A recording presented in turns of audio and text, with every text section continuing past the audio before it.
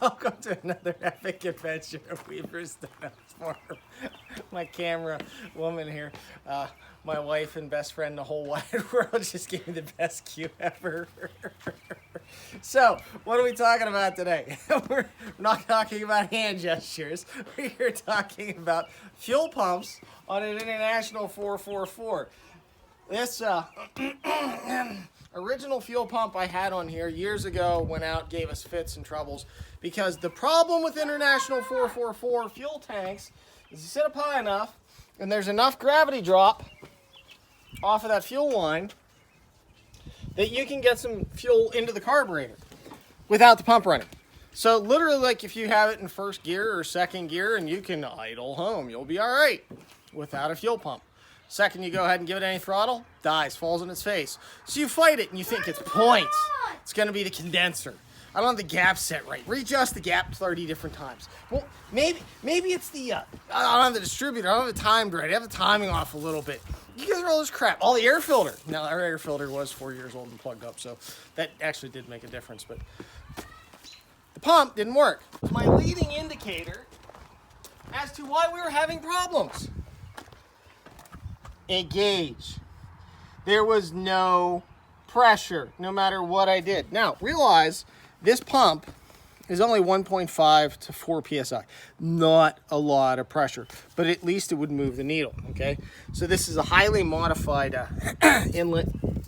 I think that's 1/8" pipe, brass nipple I put on it, and then adapted over to a brass T-block so I could have the gauge out of it, and then a flare fitting for 3/8 line copper.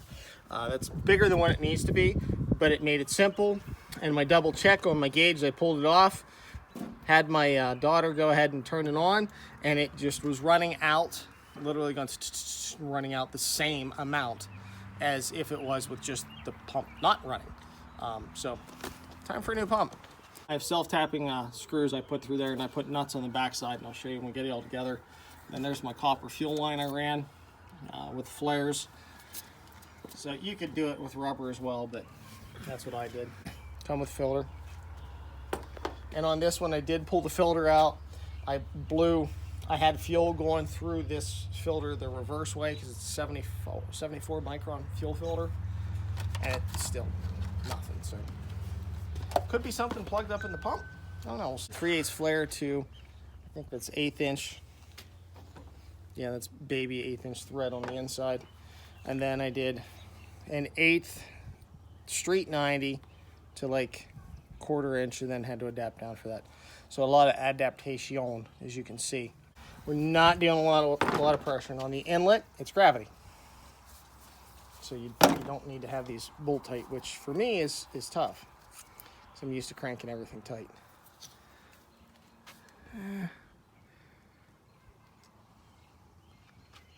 Doesn't really look plugged up on the inlet.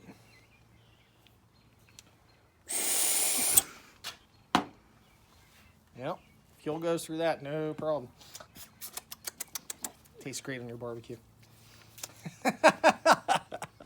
So what I'm doing here is putting a little bit of pipe dope on the threads. I did clean the threads up prior to installing pipe dope on them, prior to the installation and the fitting in the pump.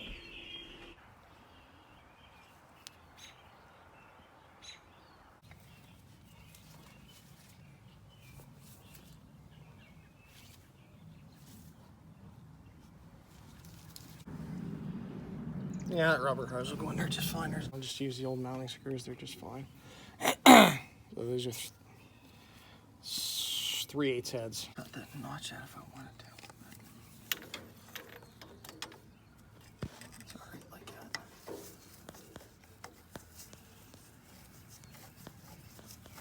Okay, we're started. Okay, that one's in. In. Not only is she gorgeous, she actually knows how to inject tools and parts too.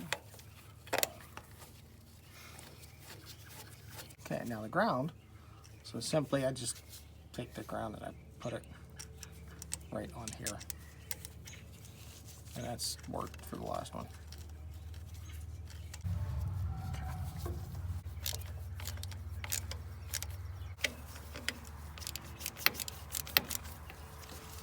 blocking nuts work pretty good. Not slipping, which is nice.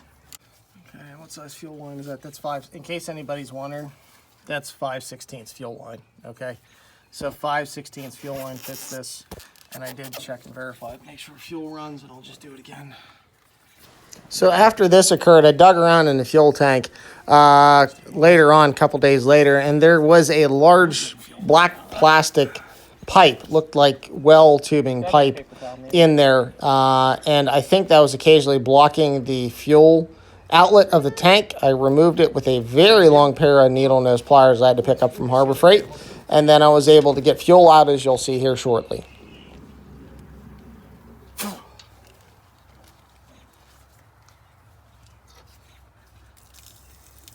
Whoa. Chill.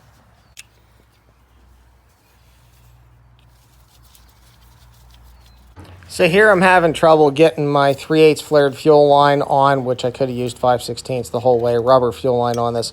So I decided to take the pump loose off so I can get that copper flare fitting started.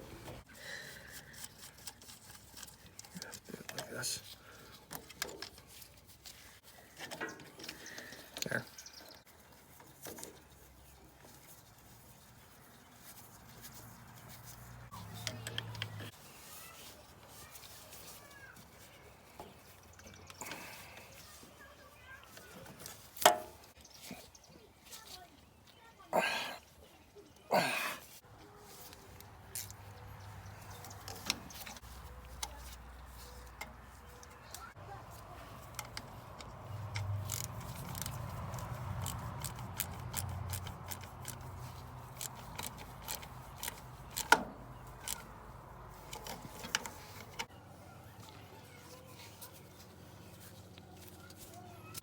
So what I'm doing is I'm stripping the 12-volt hot lead to power the pump so I can go ahead and connect it to the 12-volt power inlet on the pump. And remember, the ground wire is connected to the mounting stud for the pump.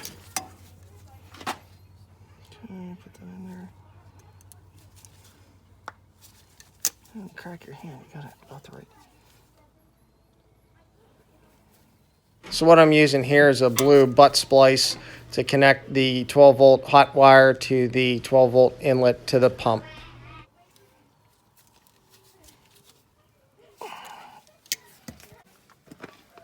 There's the trick.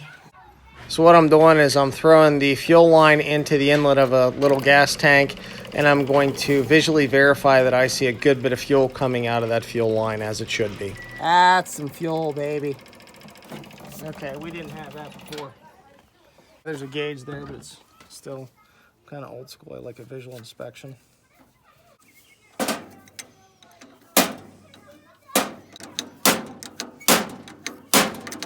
How you know? Hey, how do you know the difference between a working tractor and a show tractor?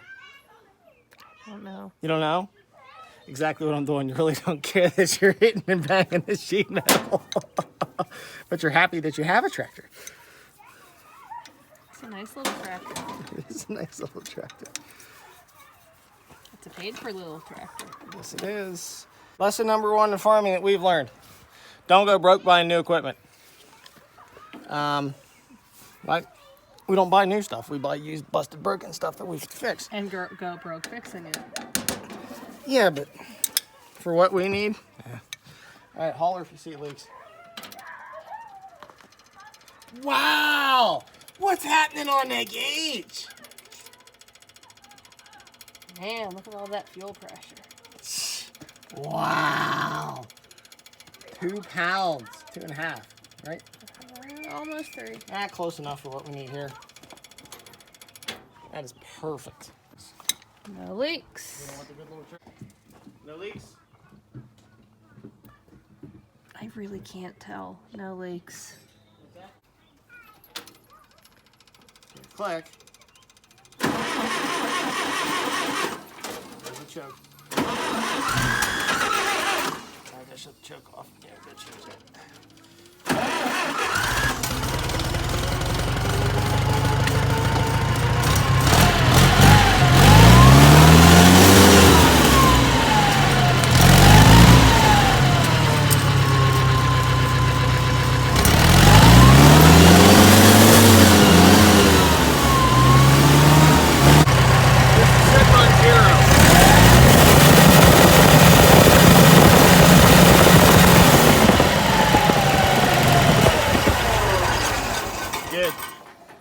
worked well enough for the past 4 years. They have a higher pressure one, 4 to 7 PSI. I always thought about trying that one out. If anybody does, let me know. I'm really interested to see how long it'll last. Same pump, just 4 to 7 PSI. Because I think the factory pressure on this is 4.7 or 4.5, something else I was reading. So this is, but it's good enough for what we do. So, hey, I hope this helps you put an aftermarket fuel pump on your International 444. Thanks for watching. Subscribe and be part of Weaver Stonehouse Farms. Get to see what's happening next time. We'll see you on the farm.